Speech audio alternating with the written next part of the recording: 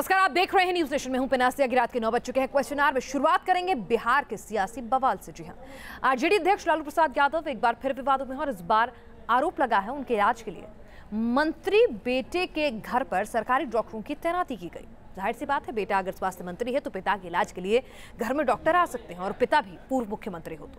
Hospital के letter के मुताबिक नीतीश सरकार में मंत्री तेज प्रताप यादव के 10 सर्कुलर रोड स्थित आवास पर सरकारी डॉक्टर तैनात किए गए हैं। कि ये सरकारी साधनों का दुरुपयोग है। ये प्रश्न का जवाब आईजीएमएस के डायरेक्टर देंगे। Mister Tej Pratap Yadav is the health minister and he is the chairman. ये सारे लोग तंत्र को केवल अपने परिवार के लिए यूज करते हैं। ये पूरा राज्य और राज्य की जनता की चिंता इनको नहीं है। लालू के घर अस्पताल, सियासत में मच गया बवाल। एक बार फिर लालू यादव और उनके परिवार के इर्द गिर्द सियासी भूचाल आया हुआ है। इस बार आरोप पद के बेजा इस्तेमाल का है। आरोप है कि लालू यादव के इलाज के लिए मंत्री बेटे ने घर पर ही डॉक्टर तैनात करवा दिए। इंदिरा गांधी आयुर्विज्ञान संस्थान आईजीआईएमएस का ये लेटर सामने आया तो विपक्ष को सवाल उठाने का मौका मिल गया। आईजीआईएमएस के इस लेटर में अस्पताल के 3 डॉक्टर और 2 मेल नर्स की ड्यूटी 31 मई 2017 से लेकर 8 जून 2017 तक तेज प्रताप के सरकारी घर 10 सर्कुलर रोड पर लगाई गई है। अब यहीं तेज प्रताप के साथ पिता लालू यादव भी रहते हैं तो विपक्ष को बहाना मिल गया सवाल उठाने का। अगर लालू यादव बीमार थे और गंभीर रूप से बीमार थे तो उनको अस्पताल में भर्ती होना चाहिए था, लेकिन अस्पताल में भर्ती नहीं होकर 1 फरलांग की दूरी पर अस्पताल था और आधे दर्जन डॉक्टरों की सेवाएं 8 दिनों तक अब घर पर ले रहे हैं। तो वो डॉक्टर उन मरीजों का क्या होगा जिनको उनको देखना था। Indira Gandhi institute of medical sciences Sheikhpura है, उसके जो निदेशक होंगे वही सक्षम जवाब दे सकते हैं कि किन परिस्थितियों में उन्होंने डॉक्टर का प्रतिस्थापन किया है, पदस्थापन किया है, उनकी जिम्मेवारी है या अथवा जो स्वास्थ्य विभाग के जो महकमे के महत्वपूर्ण दायित्व संभालने वाले हैं उनको ये अधिकार प्राप्त है। आईजीआईएमएस पहले से ही डॉक्टरों की कमी से जूझ रहा है। ऐसे में वीवीआईपी ड्यूटी के नाम पर 3 बड़े डॉक्टरों को मंत्री जी के घर पर तैनात कर दिया जाए, ये अलग सवाल है। लेकिन अस्पताल भी क्या करे, फरमान मंत्री जी का है तो अनसुना करे भी तो कैसे। तो ह्यूमन अप्रोच है, इलाज तो होगा ही सबका। आज किसी का फोन आता है, आप पत्रकार ही फोन करते हैं तो हम आपको प्रेफरेंस देकर दिखवाते हैं कि नहीं दिखवाते हैं, सेम थिंग है। तो उनको तो इतना तो प्रेफरेंस मिलेगा being a health minister and chairman of this institute. उनको मिले ठीक है, लेकिन लालू यादव को मैंने कहा है, मैंने तो जो डिप्यूट किया है अपने चेयरमैन के घर पर किया है। जिस देश में एम्बुलेंस न मिलने से मरीजों की लाश कभी कंधे पर ढोई जाती है, कभी साइकिल पर, वहां नेताओं के घर डॉक्टर तैनात हो जाते हैं। तो आप माने या ना माने, कहें या ना कहें, नेता तो फिर नेता हैं। और अगर बेटा स्वास्थ्य मंत्री हो तो डॉक्टर क्या, पूरा अस्पताल ही घर पहुंच जाए। पटना से रजनीश सिन्हा के साथ टीम न्यूज नेशन। सवाल यह है कि बिहार के सरकारी अस्पतालों का इलाज कब? सरकारी एलोपैथिक डॉक्टर पूरे देश में औसतन 11,000 लोगों पर एक एलोपैथिक डॉक्टर है। बिहार में 28,000 लोगों पर एक एलोपैथिक डॉक्टर है। तो हालत कितनी बिगड़ी हुई है बिहार में। अगर पूरे देश में, आंकड़ा वैसे ही बहुत अच्छा नहीं है, लेकिन अगर बिहार की बात करें तो और भी ज्यादा गंभीर हो जाता है। प्रति व्यक्ति सरकारी अस्पताल की बात करें तो पूरे देश में 61,000 लोगों पर एक अस्पताल है। बिहार में स्थिति और ज्यादा खराब है, 71,000 लोगों पर एक अस्पताल है, सरकारी अस्पताल। और जरा सोच के देखिए कि एक व्यक्ति के घर पर 10 दिनों तक 3 डॉक्टरों की टीम रही, यानी कि 50,000 लोगों के लिए जितने डॉक्टर चाहिए थे वो तो लालू जी की सेवा में मौजूद थे। बेटा स्वास्थ्य मंत्री जो ठहरा। अगर प्रति व्यक्ति सरकारी अस्पताल में बेड की बात की जाए तो पूरे देश में 1833 है और बिहार में 8,799 है।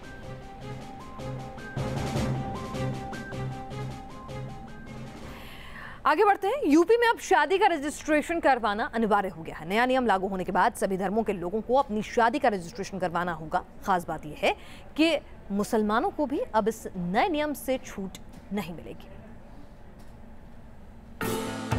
यूपी की योगी सरकार अब शादी का रजिस्ट्रेशन कराना अनिवार्य करने जा रही है। नया कानून बनने के बाद हर मजहब के लोगों को शादी का पंजीकरण कराना होगा। मुस्लिमों को भी इस नियम से छूट नहीं मिलेगी। महिला कल्याण विभाग इसके नियम कायदे तैयार कर रहा है। जल्द ही योगी कैबिनेट इस पर मुहर लगाने वाली है। माननीय सर्वोच्च न्यायालय ने ये आदेश दिया है पूरे देश के जितनी गवर्नमेंट्स हैं, सरकारें, कि अब जो भी विवाह भारत में हो उसका पंजीकरण होना चाहिए। इस संदर्भ में बहुत सारे प्रदेशों ने इसे लागू कर दिया है। उत्तर प्रदेश में भी लागू होना चाहिए कि माननीय सर्वोच्च न्यायालय का आदेश सबके लिए मान्य होता है। अब हमारी सरकार इस पर विचार कर रही है और शीघ्र ही इसमें कोई फैसला होगा। नया नियम लागू होने के बाद रजिस्ट्रेशन न कराने वालों को सरकारी सेवा का लाभ नहीं मिलेगा। इसके अलावा बाल विवाह पर भी नकेल कसी जा सकेगी, साथ ही जबरन शादी करने पर भी रोक लग सकेगी। इसके अलावा पति या पत्नी के जिंदा रहते शादी करने की कोशिश पर भी लगाम लगेगी। पहले से शादीशुदा लोगों को इस नियम से छूट मिलेगी। सुप्रीम कोर्ट के फैसले के बाद ही योगी सरकार ने इस बारे में मसौदा तैयार करने के आदेश दिए थे। सुप्रीम कोर्ट ने 2006 में शादी का रजिस्ट्रेशन अनिवार्य किया था। अप्रैल 2012 में यूपीए सरकार ने भी इसे जरूरी कर दिया था। पिछली एसपी सरकार ने भी अहमद हसन की अगुवाई में कमेटी बनाई थी, लेकिन ये कवायद परवान नहीं चढ़ पाई। रजिस्ट्रेशन बस शादी का पहले भी सेक्रेटरी करते रहे हैं लोग, लेकिन हिंदू मुस्लिम दो करके इन लोगों ने मुस्लिमों को भय का वातावरण में जीने के लिए इन्होंने ये अभियान को चलाया है। कि जो रजिस्ट्रेशन की बात की जा रही है, ये जहनों को डाइवर्ट करना और परमानेंट ऐसा मुद्दा रखना चाह रहे हैं कि जो 2019 तक उनके फेवर में चला जाए। बिहार, हिमाचल प्रदेश, राजस्थान और केरल में ये नियम पहले से ही लागू हैं। इन राज्यों में पंजीकरण न कराने वालों से जुर्माना भी वसूला जाता है। योगी सरकार उत्तर प्रदेश में मैरिज रजिस्ट्रेशन को अनिवार्य करने के लिए कदम बढ़ा रही है, लेकिन विपक्ष को इसमें विकास की अनदेखी और साजिश की बू नजर आ रही है। ताज्जुब की बात तो ये है कि धर्मगुरु भी उत्तर प्रदेश सरकार के इस फैसले के खिलाफ खड़े होते दिख रहे हैं। लखनऊ से वीडियो जर्नलिस्ट सैफुल हसन के साथ रतीश त्रिवेदी, न्यूज नेशन। एक तरफ पाकिस्तान सीमा पर गोलियां बरसा रहा है तो दूसरी तरफ पाकिस्तान के पाले पोसे आतंकी हिंदुस्तान में घुसपैठ की कोशिश कर रहे हैं, लेकिन इन आतंकियों के मंसूबों को हिंदुस्तान की सेना कामयाब नहीं होने दे रही। पिछले कुछ दिनों से सेना ने कई घुसपैठियों को मार गिराया है तो दूसरी तरफ त्राल में आज आतंकियों ने सीआरपीएफ के कैंप पर हमला बोल दिया। 2 जवानों के इसमें जख्मी होने की खबर भी आ रही है।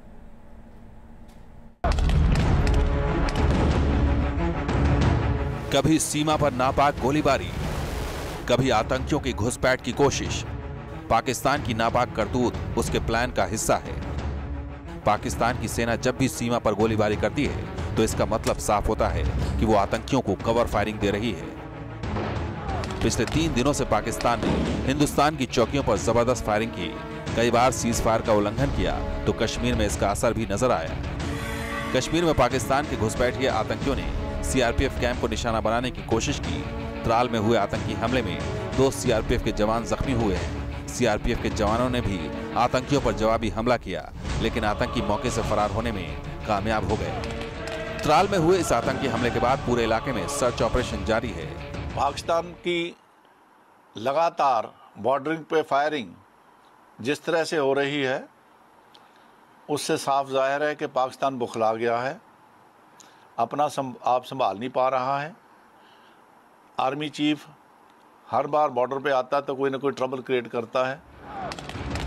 इतना ही नहीं, दक्षिण कश्मीर के इलाके में सेना बड़े पैमाने पर सर्च ऑपरेशन चला रही है और पिछले 4 दिनों में 13 पाकिस्तानी घुसपैठियों को मार गिराया गया है। सेना के ऑपरेशन ने आतंकियों की कमर तोड़ दी है और यही वजह है कि आतंकी बौखलाए हुए हैं। सुरक्षा के लिहाज से माने तो सबसे ज्यादा आतंकी दक्षिण कश्मीर में सक्रिय हैं। खुफिया सूत्रों के मुताबिक कुछ स्थानीय लोग आतंकियों को पनाह भी देते हैं।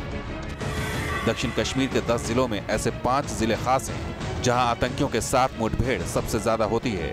अनंतनाग, पुलवामा, शोपियां, कुलगाम और त्राल जैसे इलाके सेना के रडार पर हैं। दरअसल पहाड़ों पर बर्फ पिघलने के साथ ही घुसपैठ की कोशिशें बढ़ जाती हैं और इस बार भी आतंकी साजिश रच रहे हैं, लेकिन हिंदुस्तान की फौज ने पूरे इलाके को सील कर दिया है। जहां इंडियन आर्मी के जवान हर जगह पर लाइन ऑफ कंट्रोल पर मौजूद हैं और दिन रात सुरक्षा लाइन ऑफ कंट्रोल की सुरक्षा में लगे हुए हैं, वहीं दूसरी ओर इंडियन आर्मी अब हाई टेक्नोलॉजी का इस्तेमाल भी करने लगी है। जहां एक तरफ ड्रोन कैमरास लगाए गए हैं, वहीं दूसरी ओर लाइन ऑफ कंट्रोल के कई जगहों पर नाइट विजन कैमरास इंस्टॉल किए गए हैं।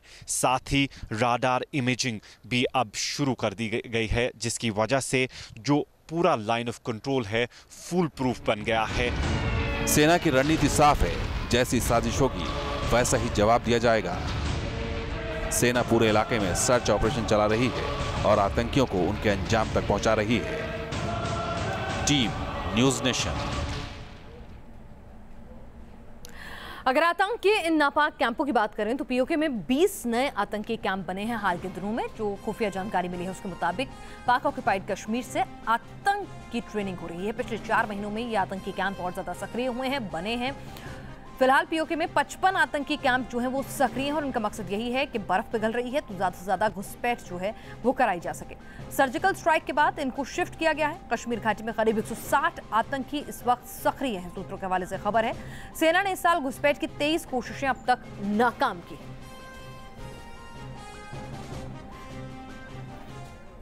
चलिए, इस सब के बीच घाटी में आतंक फैलाने की कोशिश हो रही है, सीमा पार से घुसपैठ की कोशिशें हो रही हैं, आवाम को भड़काया जा रहा है। लेकिन इस सब के बीच अब आपकी मुलाकात कश्मीर के असली बाशिंदों से, असली हीरो से। कश्मीर के वो युवा जिन्होंने पत्थर की बजाय हाथ में कलम और किताबें थामी और IIT जैसे एग्जाम को क्लियर किया है। कश्मीर के नौजवानों ने आज दिल्ली में सेना प्रमुख से मुलाकात की। ये नौजवान बच्चे सही मायनों में कश्मीर के आदर्श हैं। कश्मीर के युवाओं में कितनी काबिलियत भरी पड़ी है, ये स्टूडेंट्स इस बात का जीता जागता उदाहरण है। कश्मीर के नौजवानों में कितना हुनर है, ये इन छात्रों की कामयाबी बयां कर रही है। कश्मीर के ये युवा उन गुमराह नौजवानों के लिए किसी सबक से कम नहीं जो किताबें छोड़ हाथों में पत्थर उठाते हैं।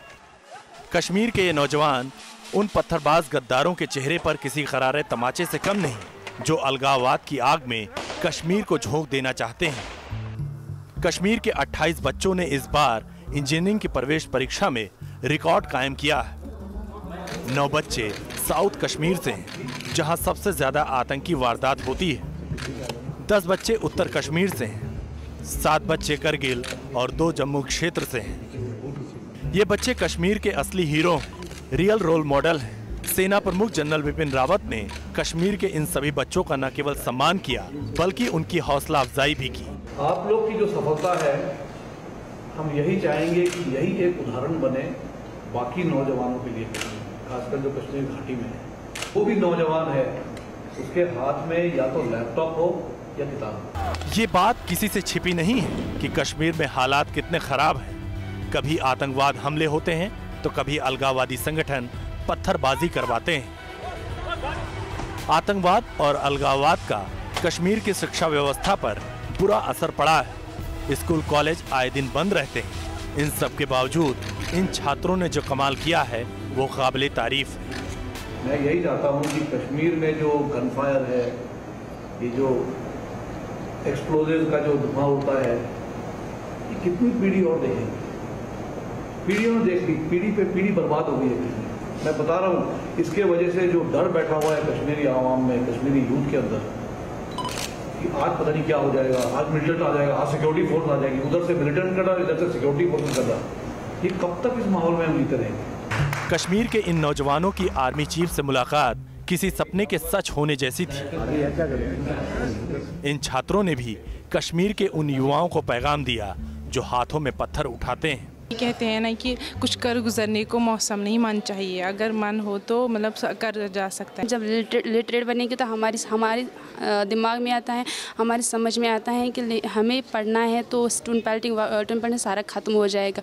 वहाँ पे तो यही प्रॉब्लम है कि एजुकेशन आम नहीं हो रही है, वहाँ तो डिस्टर्ब माहौल हमेशा ही रहता है। मैं मैसेज देना चाहूँगा कि एजुकेशन जो कि एक क्विकली और ब्यूटीफुली तरीका है एक नेशन को चेंज करने के लिए, और गवर्नमेंट को भी मैं कहना चाहूँगी एजुकेशन की तरफ ज़्यादा फोकस करे, क्योंकि एजुकेशन सिस्टम उतना JNK में उतना आम नहीं है as compare to other states of India. जाहिर है कश्मीर की ये कहानी वाकई दिल को सुकून देने वाली है। पिछले कई दिनों से हमने कश्मीर में सिर्फ हिंसा की ही तस्वीरें देखी, लेकिन इन सब के बीच इन युवाओं ने दिखा दिया कि कश्मीर के लोग क्या चाहते हैं। इन बच्चों ने ये साबित कर दिया कि कश्मीर का नौजवान भी देश की मुख्य धारा में शामिल होकर तरक्की और विकास के रास्ते पर बढ़ना चाहता है। घाटी में सेना की मुहिम रंग ला रही है। सेना की मदद से घाटी के नौजवान अपने सपनों को जी रहे हैं। IIT मेंस की परीक्षा में सफलता हासिल करके घाटी के नौजवानों ने आतंकवाद, अलगाववाद, पाकिस्तान और पत्थरबाजों को करारा जवाब दिया है। वीडियो जर्नलिस्ट अतुल के साथ रविकांत राय, न्यूज़ नेशन, दिल्ली। और अब बात विजय माल्या की करते हैं। हिंदुस्तान से करोड़ों का लोन लेने के बाद फरार हुए कारोबारी विजय माल्या की आज लंदन के वेस्टमिंस्टर कोर्ट में पेशी हुई। इस दौरान माल्या ने मीडिया के सामने खुद को निर्दोष बताया। फिलहाल लंदन की कोर्ट से माल्या को 4 दिसंबर तक जमानत मिल गई। अब इस सबके बीच सवाल ये कि आखिर विजय माल्या को भारत वापस कब और कैसे लाया जा सकता है।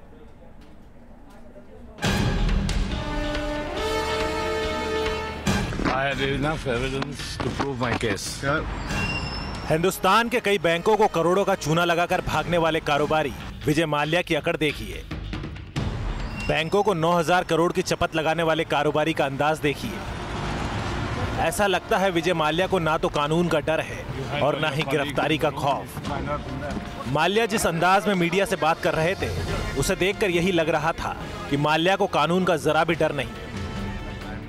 हिंदुस्तान से फरार कारोबारी विजय माल्या को भारत वापस कब लाया जाएगा, ये बात तो नहीं मालूम, लेकिन माल्या ब्रिटेन में ऐशो आराम से रह रहे हैं, ये बात किसी से छिपी नहीं है। माल्या खुद को बेकसूर बता रहे हैं। I have nothing to say. The court proceedings are on. I have denied all allegations that have been made, and I will continue to deny them. एक तरफ माल्या को हिंदुस्तान की सरकार वापस लाने की भरसक कोशिश कर रही है, तो दूसरी तरफ माल्या उसी अंदाज में जिंदगी जी रहे हैं जैसा वो भारत में जीते थे। वो भारत के हर मैच का लुत्फ उठाने स्टेडियम जाते हैं। माल्या को देखकर साफ लगता है कि उन्हें गिरफ्तारी का कोई डर नहीं।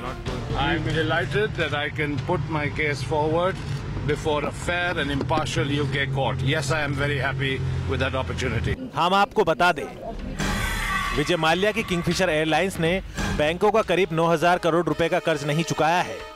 इस मामले को लेकर हिंदुस्तान में उनके खिलाफ वारंट भी जारी हो चुका है। हिंदुस्तान से माल्या पिछले साल 2 मार्च 2016 को भारत छोड़कर ब्रिटेन फरार हो गए, जिसके बाद से उनके प्रत्यर्पण की कोशिशें जारी है। हम में से गलत काम करने वाले चाहे कितना भी बड़ा उद्योगपति रहे, व्यापारी रहे, इन्हें भी हम बख्शेंगे नहीं और उसमें हिसाब से काम चल रहा है। विजय माल्या के प्रत्यर्पण को लेकर ब्रिटेन की वेस्टमिंस्टर मजिस्ट्रेट के सामने सुनवाई चल रही है। माल्या को 4 दिसंबर तक की जमानत भी मिल गई है, यानी इस साल दिसंबर तक उनकी गिरफ्तारी नहीं हो सकती। केस की अगली सुनवाई 6 जुलाई तय की गई है, जिस पर सभी की निगाहें टिकी है। Team news nation. और अब बात आगामी योग दिवस की। 21 जून को होने वाले अंतर्राष्ट्रीय योग दिवस की तैयारियां लखनऊ में जोरों पर है। इस बार पीएम मोदी लखनऊ में उत्तर प्रदेश के सीएम योगी आदित्यनाथ के साथ योग करेंगे। योग का महासम्मेलन इस बार लखनऊ में आयोजित हो रहा है। अंतर्राष्ट्रीय योग दिवस के लिए 73 हिंदुस्तानी लड़कों का ग्रुप अमेरिका के लिए रवाना भी हो गया है। यूएनओ में 21 जून को छात्रा योग करेंगे। योग से निरोग रहने की सबसे बड़ी पाठशाला इस बार लखनऊ में लगेगी। 21 जून की तैयारियां पूरे जोर शोर से चल रही हैं। मजहबी भेदभाव के बिना लोग योग का अभ्यास कर रहे हैं। ये 2 तस्वीरें लखनऊ की हैं। पहली तस्वीर में कुछ मुस्लिम महिलाएं योग की ट्रेनिंग ले रही हैं, तो दूसरी तस्वीर में शिया कॉलेज में स्टूडेंट्स योग की प्रैक्टिस कर रहे हैं। लखनऊ में इस बार 21 जून को इंटरनेशनल योग डे पर खुद प्रधानमंत्री नरेंद्र मोदी मौजूद होंगे। योगी और मोदी एक साथ योग करते हुए नजर आएंगे, लिहाजा योग दिवस के इस मेगा शो की तैयारियां जोरों पर है।